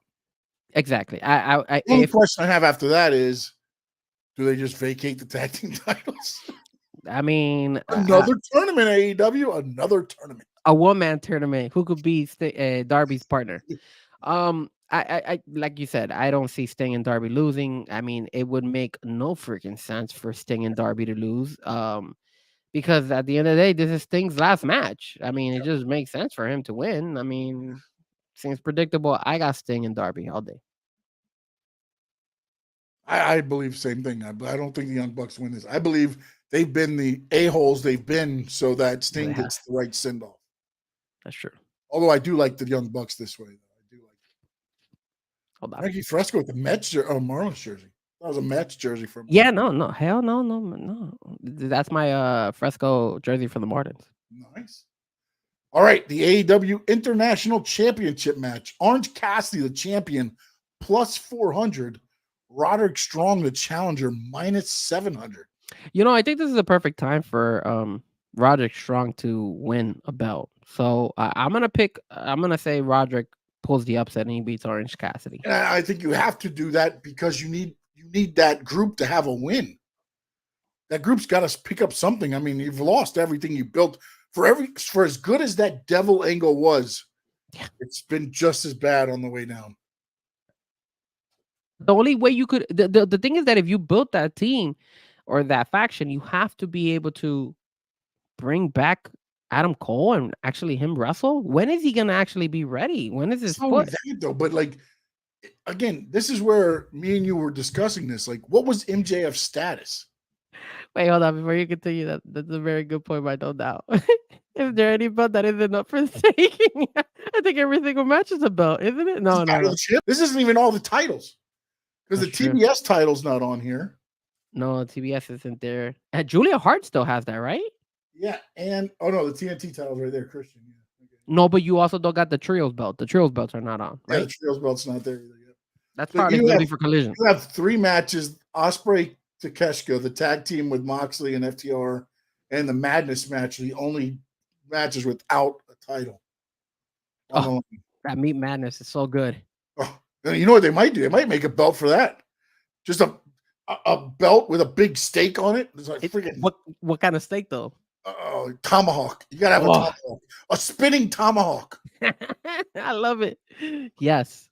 And on the side, you got the sirloin. You have every piece of meat on the belt. You just saw little cuts. Not only is it such a good belt, it makes you hungry. I love it. Oh. And then you got people carrying them to the ring. Little throne, the meat's a throne or something. And then every time he's backstage, he's grilling. Oh, yes. He's grilling like a steak. I love it. Excuse me, Renee, give me a minute. I got to flip the steak. That burger's on today. And then, if somebody doesn't want out there, they got hot dogs because you don't give the good food to the bad people. Crazy. Raw meat steaks. We could do that, yeah. And hold on. Yes, you get the raw meat, and then you what's that brand? You brand it with the AEW symbol on the steak. It'll have the AEW symbol, and you know who could sponsor that? Brand the horses. Is it called branding? Right? Yes, branding. Yeah. And you know who could sponsor that belt? A1 Sauce. There you go. No way, man. No. Omaha Steak Company. No, probably, yeah. I mean, any of those sauces. The champion gets free delivery of Omaha steaks. It makes me want to go wrestle. Of winning. I like it, man. Bring in another Steak belt. I like it. You know what? I'm gonna start training tomorrow. I think I might join the meats division. Oof. What we got next? What we got next? When we end this, I might go get a pizza. I might go to Taco Bell. All this talk, I'm hungry. I know that's why I might go eat some Taco Bell now after this. All right. AEW Women's World Championship. We fade the black and white. Timeless Tony Storm takes on Deonna Purrazzo. Storm is a -600. Purrazzo +350. You know, I wouldn't be surprised if Purrazzo wins this because obviously she's the newbie coming in. But man, you gotta keep Timeless Tony Storm. Like it never gets old, man. I like it. I think Timeless Tony should win this. I'm gonna go with Timeless Tony. I can't go against that because I think Purrazzo down the line will become a champion in AEW. I don't think it's now. I think there's too much going on to if she wins the title. You got Britt coming back soon, I'm guessing. You got Mercedes. Amy Hayter's coming back, I'm guessing soon. Mercedes will be debuting soon. There's a lot going to be happening here in the next couple days. Thunder Rosa was actually wrestling on Saturday, and she was all up and saying, "This is my house." So hey, good. It wouldn't make sense to put it on Purrazzo. It just makes sense to keep it on Timeless Tony and see where they go with that. A lot more storylines. Plus, she's so good. Yeah, it's been working for her. Yep. And that's the other thing with that whole gimmick is with the belt on her, it means that much more. It does. Because it's like, it does. It's a timepiece. The AEW World Heavyweight title match, again, I think these are written wrong. Okay. Samoa Joe, the champion's -700. Okay. Hangman Adam Page, -1,000. Okay. Swerve Strickland, +400. They got Swerve as an underdog? Yeah. That's terrible. I mean, look, man. Well, here's the other thing, too, is Hangman's going to announce this week if he's going to wrestle. Why? He might not even be a part of the match. What happened to him? I did see that. Nothing. There's something going on personally with him or something. But, I mean, I got to believe if he's coming to Dynamite. He's going to WWE? No. I think there's something personally, like in his personal life that's going on. But if you're coming to Dynamite to make the announcement, you're going to be there, right? You don't come in and be like, I'm sorry, guys, I'm not going to be at the pay-per-view. If you're coming in fired up to sell the main event, I believe. But I could be wrong. But I was hoping Swerve would win this, and maybe he will, but with a +400 betting odds, it's not good. Yeah, it doesn't look good for him. I will go and say Samoa retains the belt. I want Swerve to win, but I think Samoa Joe keeps the belt. Yeah, I almost feel like they're going to do this Swerve Hangman thing for a long time. For like the next 2 years. Please don't do it. It's going to be Swerve and Hangman against each other. So bad if they do. It's terrible. And then that's it. I mean, that is your AEW Revolution stacked card. I mean, the only thing that I am not too happy is that they didn't make a meat belt. Look, AEW, listen to us. Make it happen, bro. You're going to not only get people to eat meat, but you're going to get more fans that want to always grab something to eat. Ring like a brass knuckles, and then put the meat on the brass knuckles, so you have a 4-fingered little chicken strip. Yeah. Terry says, "Do you guys think they'll put the belt on Swerve or Wardlow?" Look. Wardlow, no. Swerve, I hope. It makes a lot of sense for them to put Swerve and Wardlow as your champions, especially with the momentum that Swerve has. Tony Khan is running this, so it's obvious that he's not going to give it to Swerve. And then when it comes to Wardlow, like I said, he should win it. He should win a Meat Madness match for sure. But a belt, no, because I still feel that they're still going to try to keep. Oh, I remember what I want to talk to you about, and I sent it to you. I can't remember. I think it was in our chat with Chad also. And please, in the chat, if you're watching us on X or whatever, I want you to please jump in on this answer, please. Bubba Ray Dudley was on Busted Open Radio. And me and Frankie have talked about this many times. And he said something, and it just like when I saw it, I just started laughing. He says, Tony Khan is to big wrestlers what Vince McMahon was to the small wrestler. Ooh, that's a good point. He doesn't know how to use them. That's a good, very So solid. when I saw, I was like, that is 100%. Bubba nailed it to me It's a very good because point. Vince hated the small wrestlers because he thought that it took away from the presentation. They should be larger than life. Sure. That was his whole thing. If they're watching, it should be larger than life. It's like, again, back in the day when you went to the circus, you had what? The larger than life stuff. You had the people with the lions. You had everything's larger than life. And Yeah. that's the way Vince thought everything should be. And when you look at Tony Khan, again, he wants to be exact opposite of WWE. I don't know if he knows what to do with the big guys. I mean, I agree. Wardlow is a monster, and you just crushed him. Lance Archer has been a monster, and he doesn't know how to. I mean, New Japan has done a better job with Lance Archer than he has. Because they know how to use big guys. You know, even Powerhouse Hobbs. Yeah, man, I agree. I think that's a very good analogy.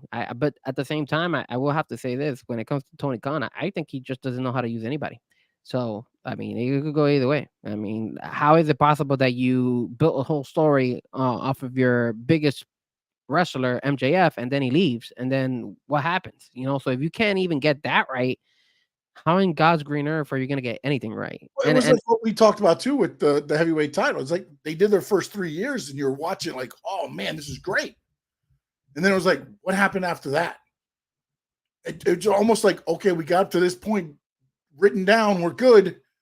Now, where do we go after that? And that's how I feel like they had the angle with the Devils. Like, okay, we get to the big blow off. It's Adam Cole.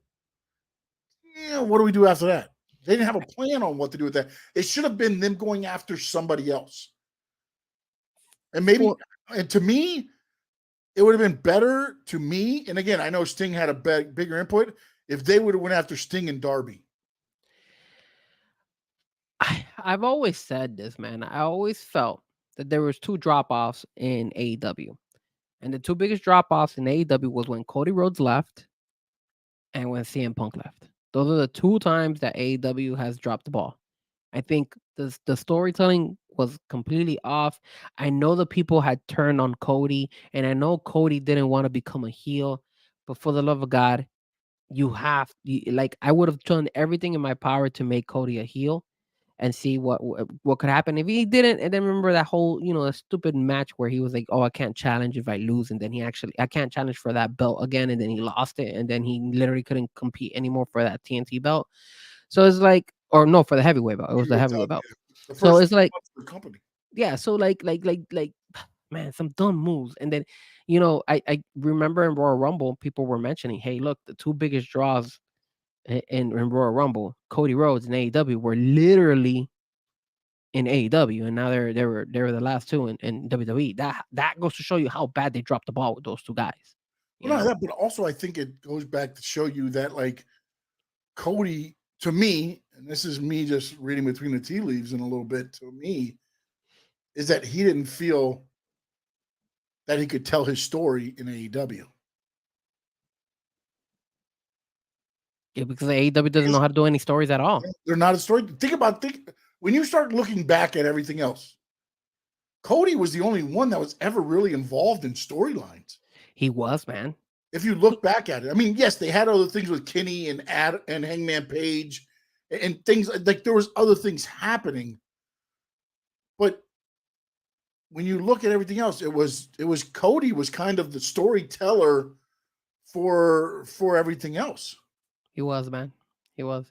And the crazy thing too, man, is that I remember in some of the behind the scenes AEW stuff, like there was episodes where he was, directing like certain stories that he wanted to do, like, hey, the weigh-in and stuff like that. I think they had done one where there was like a weigh-in or something, and it went completely wrong. It wasn't like the best weigh-in or anything like that. But still, you could tell. Huh? Anthony Ogogo. There you go. So you had all these things going for them, and it looked like Cody wanted a story to be told. Now in the AEW world, like you said, look, man, it's not only about wrestling. If you want to see wrestling, go to an indie show. Like you're gonna get the same vibe. That's why I think I think it was Eric Bischoff who said that just AEW is like a big indie show. Indie show on steroids. Yeah, indie show on steroids because they don't have a story. You need to have storylines, and then it just doesn't make any sense when you're not gonna get the most out of the fans by just showing blood and out of this world acrobatics and stuff like that. You're gonna get some people, but it gets tiring, it gets boring. And that's why when I tell you, hey, this last pay-per-view of WWE was kind of it was okay, it was boring, it's because you wanna see those extra little things, and when it comes to AEW, you wanna see some type of format where you're like, "Okay, look at this guy, they're selling me on him. I could rely have." They did a good job with the Devil, and then they dropped the ball, like, it was terrible. I remember the day when Adam Cole and Bryan Danielson made their way over to, AEW, and you had the Kenny Omega and the Young Bucks and all that. They were big at that time. That was a good storyline for those guys, and, you bring Adam Cole and now you got this whole, the Hangman against Bryan Danielson and all stuff. They didn't even do that. They never even set that up, and it was there. It was there for them, and they just left everything like whatever. And then to make things worse is that now I'm noticing like you got these trios guys, right? And they're making them good guys, and they're hanging together, and it's just so wild. It's like yo, today it's like today, Sean, I'm gonna just throw any name. I'm gonna make a Swerve a baby face, and then on Saturday I'll make him a heel. That's it. Whatever I feel like doing for the day, that's what's gonna happen. And then whatever. And it's just sad Yeah. because No, like what we spoke about this when we it's first fact. started the show, we're not tuning in. We're not invested in it anymore. I still watch it. I saw Well, I'll watch it. I'll DVR it, and I that's I what I fast do. forward through everything because all I got to do is tune back in, and you see it. Like for instance, you have the CMLL guys there. Tony Khan's not. He puts them over on Rampage or whatever, so then that his guys can beat them on Dynamite and Collision. That's what happens. That's why people don't want to. The forbidden door is there, but That's the only I good thing that they've done, I but think yeah, but I think that people have figured out that like, all right, and look, Tony Khan's not doing anything wrong because if you're dumb enough to go in there and be on his show because you're trying to use him for the TV time, then your guys are going to have to do the job. I mean, that's what it's going to be, but you're not going to get your guys over there either. That's the problem. It's like, and and have we then, heard anything and from then when contracts expire, guess what? If they're any good, he's going to pick them up. and have we heard anything about the other one that the other organization that they run? What the hell is the name of it? The other one that he bought. Uh, I Ring forgot of the Honor. name. Huh? What? A Ring of Honor. Yeah. W- do you hear them? I don't even hear Ring of Honor anymore. Like Yeah, it's like that whatever. shows. I mean, their heavyweight champion is the Triple C, the Continental Crown Championship, is part of the Kind of title. rude. Sixtons are champion. I didn't even know that the Continental Crown Championship is part of Ring of Honor too. Like, is Oh, he defending it in both? remember they combined the NJP Strong, the Ring of Honor, and then the Continental Crown or whatever the hell it was. Jesus They Christ! all You went see to that? one title because Eddie Kingston in the tournament, he put his two titles up with the other title that was originally going to be there. So sad. If they don't do something about, I mean, until they don't bring MJF, I probably am not gonna be tuning in live to their live shows. I'll probably just watch the DVRs about them. Not like WWE. I tune in like SmackDown. I'm intrigued. I want to go, especially that The Rock is gonna be there. Of course, I Well, want to that's watch the it. thing. It's like let's leave something for the imagination, Yeah. and it's tough too because like Hangman Page, I guess this past week did an injury angle because he wasn't sure if he's going to be at the pay-per-view. And then it was reported that, it was just part of the angle. He's okay. And I agree with Jerry Lynn on this because he's like, can we just not have this reported so that we can have a cliffhanger for the following week? Again, that's one of the things that where social media has kind of, because now back in the day, like if you knew what website to go to, you could go to a website and get some of the dirt. Yep. But it wasn't like now where you just go on X, you type in pro wrestling and you've got, spoilers and everything else if you want them. You know what I'm saying? It's like, so some of it it's just the way it is, man, I guess. But to me, that's why I think you got to put more emphasis on if you're AEW and WWE, to me, you have to put more emphasis on the entertainment part of it to keep the audience. If you're TNA, if you're NWA, you're MLW, you can get away with just wrestling because most people that are tuning in are because they're just going to watch that show that you're doing. And then, Correct. And to me, TNA's done a better job storytelling with their weekly show than AEW does. I agree. I watched the pay-per-view the other day. I was like, oh, this all makes sense from what I watched. The shows led into the pay-per-view, and it's just sometimes I feel like these are overdone. And again, I get it. You only have 4 pay-per-views a year. It's hard. You got to do 3 months. You're doing in 3 months implements where WWE is only doing it in 4 weeks. But again, that's where I think hopefully who they're bringing in and who they're hiring now will help some of this subside and absolutely and get a little bit. But also Tony Khan's got to be on board with allowing it to play out that way too. Like you can't. You got to get to something, man. Now you've got Will Ospreay coming in. Jay White, you've just to me buried. He means nothing anymore. You know what I'm saying? I mean, like, think about everybody they've brought in. Who are you still like, yes, I need to see him?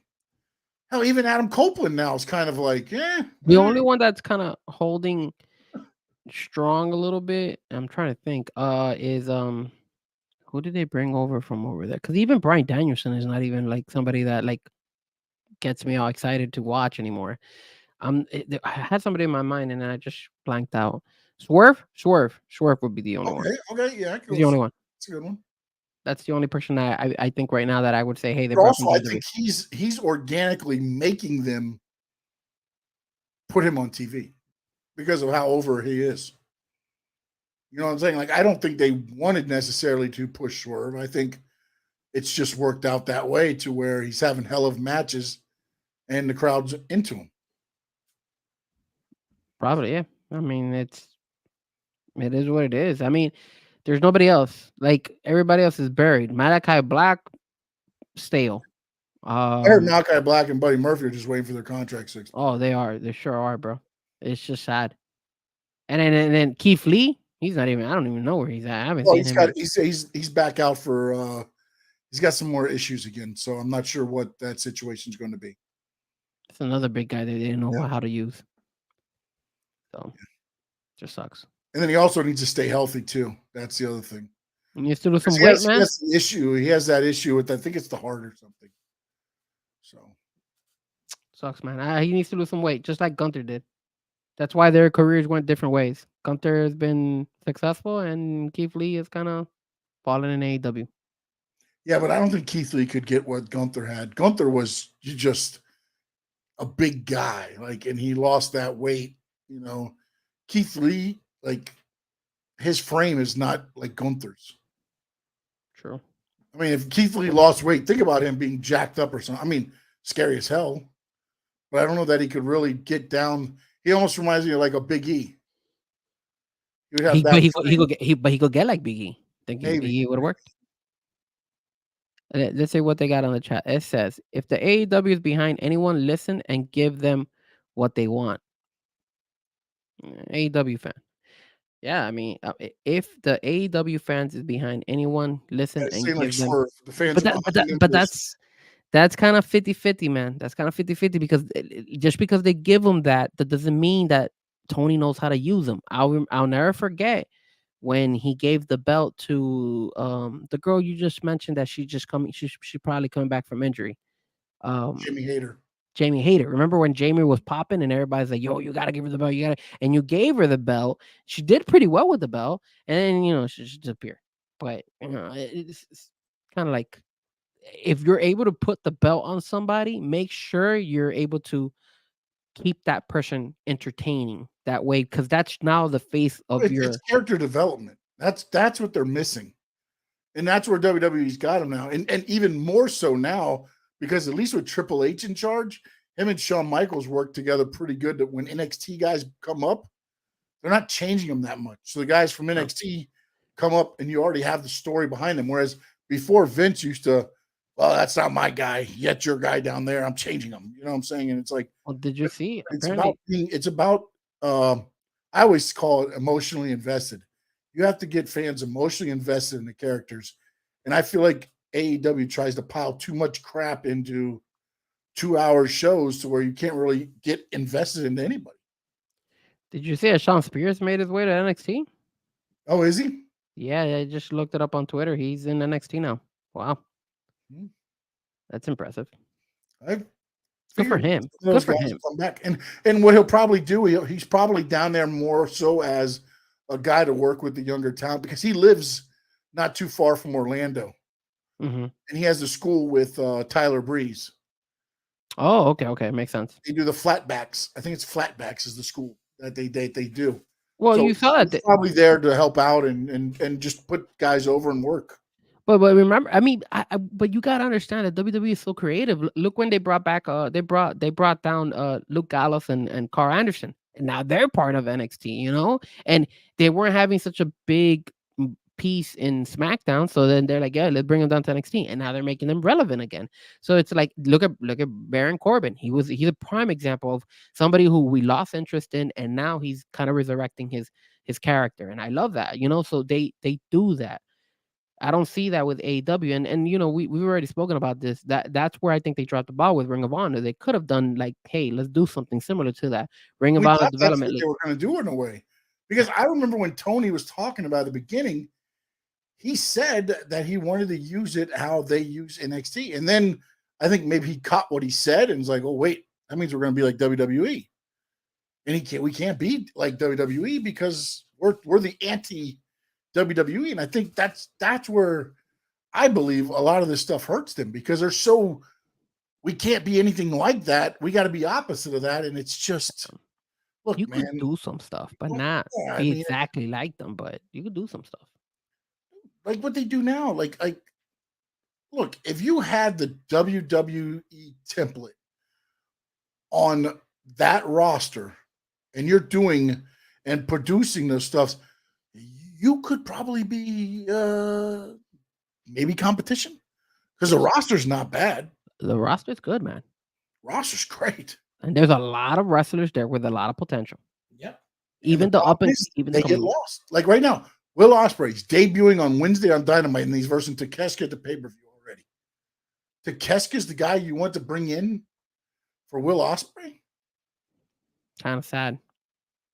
And nothing against Takeska, but I just think, I mean, dude, there's nothing there. I mean, I get it. Maybe they're going to try to bring up the old NJPW, like you're saying, Yes. and be like, so there's history there. So you got something, but it's like, Maybe Don Callis gets involved. Maybe that's why as well. But to me, I would not even have Will Ospreay wrestle on the card.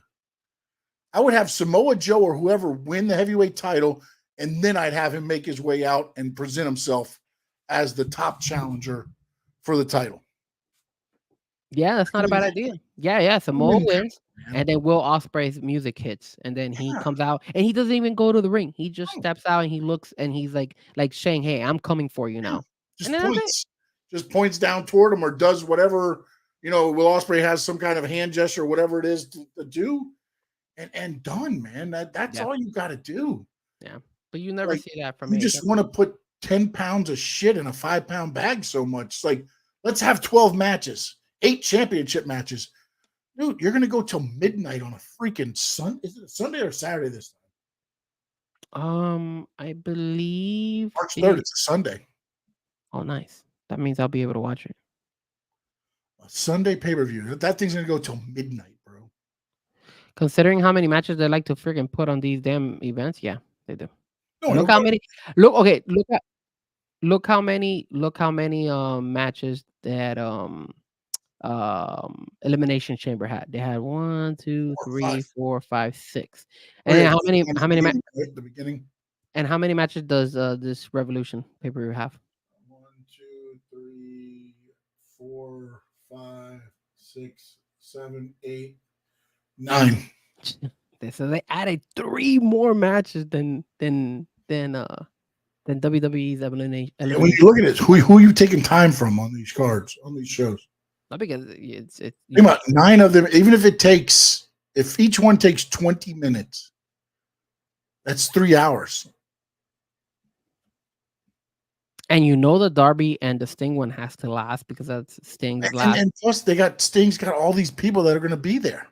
Yeah, you gotta make that one. You gotta make that one the last match. That has to be the last match. That has to be the last match. You cannot make that as like an early match.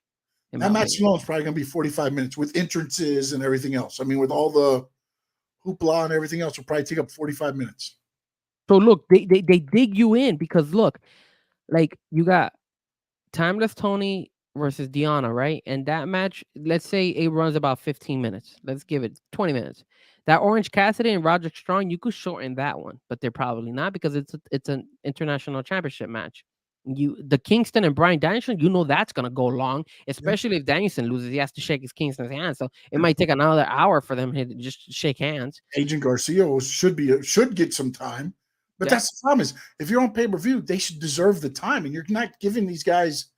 They're gonna have TV matches? You're gonna have 5-7 minutes to go out there, and then you stick Ospreay on there, like what you said. Yeah. You stick him in this card. Why?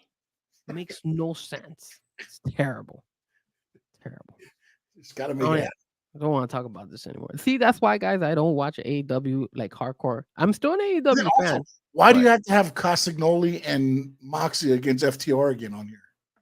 Makes no sense. In the meat match, you could right there 3 matches. No, don't talk about that meat match. Now I'm all in that meat match now. Well, as long as they make that match. Kick the buy-in or whatever. That could have definitely been in the buy-in. So could have that been FTR Blackpool Combat Club, especially since they fought the other day. Maybe those are the buy-in matches and 7 matches on the main card. Because I don't see anything about there's no buy-in matches or anything. So I don't know if there's a buy-in. So maybe those 2 matches will be the buy-in. Will Ospreay be the buy-in? Moxley on the buy-in. Will Ospreay to catch as a buy-in. How far have people fallen? Moxley and Castagnoli on the buy-in against FTR. What a slap in the face to both of them. Look at it. If you look at all these matches, there's none that could be in a buy-in. None of them. The only other match that's not a championship match is Will Ospreay and Takeshita. Yeah, there's the only one that and the meat match. That's it. Those are the only 2. No, but I'm saying if those 2 are the buy-in, the only other match available to not be unless you're gonna put a championship match on a buy-in, you can't. Will Ospreay and Takeshita. That's a slap in the face if you put a championship match on the buy-in. Not only are you disrespecting the wrestler, but you're disrespecting the belt because you don't even think the belt is good enough to be in the pay-per-view. Terrible. Terrible. Dude, can you imagine Bryan Danielson and Eddie Kingston on the buy-in? Wow, bro. Wow. That's all I gotta say. Right when Danielson goes to shake his hand, it cuts to the live pay-per-view, and that would be awesome. That would be something typical that AEW would do. Because remember, they always like to do fuck-ups too. They'll be ahead and they'll like something will go wrong with the screen or something. I don't know. That's just how they are, bro. Chad was saying Sean and Hunter definitely like to set up their wrestlers for success, like any good company setting up their employees for success. And no doubt said, do you think that comes from those 2 being former wrestlers? I mean, it does, but also it just that's the WWE way, though. And WWE's always been about character development, even back in the day. Think about the cartoons. They used to have a Saturday morning cartoon that developed the characters for the show, the Junkyard Dog, the Iron Sheik, and all this stuff. They've always been, and it's been about crazy character development. They had the guy, the Goon, which was a hockey player. Kane, before he became Kane, was Dr. Isaac Yankem, Jerry Lawler's dentist, when he was feuding with Bret Hart. They've always been about characters. All of them been great and good? No, not really. And then it became the Attitude Era, where it became about the character development of Stone Cold Steve Austin, who, it became who they are, just amped up 120%. Shawn Michaels, all that stuff. And that's where, again, you can lead a horse to water, but they got to drink it. And you can see like your Tiffany Strattons. There's people, you can look at people and go, they got it. People were screaming Tiff all throughout that elimination chamber, man. Tiffy time, Tiffy time. During the men's match, they were chanting Tiffy time. During the men's elimination chamber. The only thing I hope they don't do is that they push her over Jade Cargill. I would be pissed about that. But at the rate that it's going, it looks like maybe Tiff could surpass. Tiff, I think, will get the push before Jade. I think she'll be on Raw, though. That's what I'm saying. I think she'll stay with Raw. I think you're going to get Tiffany and Bianca the next feud. I wouldn't mind seeing that at WrestleMania, honestly. And remember, they haven't even brought back Charlotte Flair from her injury. So imagine when Charlotte comes on board. So there's so much potential. It's crazy. Yep. All right, man. What you got? Let them know where to get you at and your show tomorrow night. Yes, sir. Every Wednesday, 8:00. You are more than welcome to tune in to my YouTube channel, Frankie Frezko. Me and my brother speak about all sports. We're gonna be talking about the Heat. The Heat playing the next 15 minutes. So let's see if they could pull that win. I think they're playing Portland today, and they had a great win last night. So it should be fun. Hopefully they keep showing off. Even with Tyler getting hurt again. So we'll be talking about that. Oh, we talk soccer. Inter Miami looking kind of shaky that first game. What can we do to kind of correct this situation? Should we be afraid? Is Inter Miami gonna be the same as the Miami Dolphins? Are they gonna flop? There's a high expectation in Inter Miami, even though this is not a big soccer town, but there's a lot of expectation. They expect Inter Miami to be in a championship game. So we'll talk about that as well, and then obviously we'll recap NXT. We also talk a little bit about the Dolphins, free agency and the draft coming around. So that's our show, me and my brother, and obviously our segment, which a lot of you don't know if you've seen it, but it's definitely Speak the Unspoken, which is where we go on a rant and we just talk about something that's in our mind. And then obviously you can find me again, like I said, on all social medias, Fresco Music, Twitter, Facebook, Instagram, TikTok, any of those stuff. And then if you ever catch me outside, say what's up. Even with a hat, say what's up. That's pretty much it. By the way, I hit on my Panthers parlay. Nice. They won? How much they won?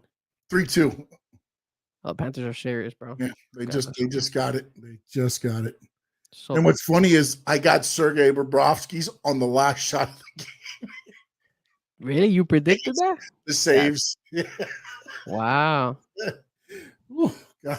Ooh. See, and no doubt. I hope the kids feel better, man.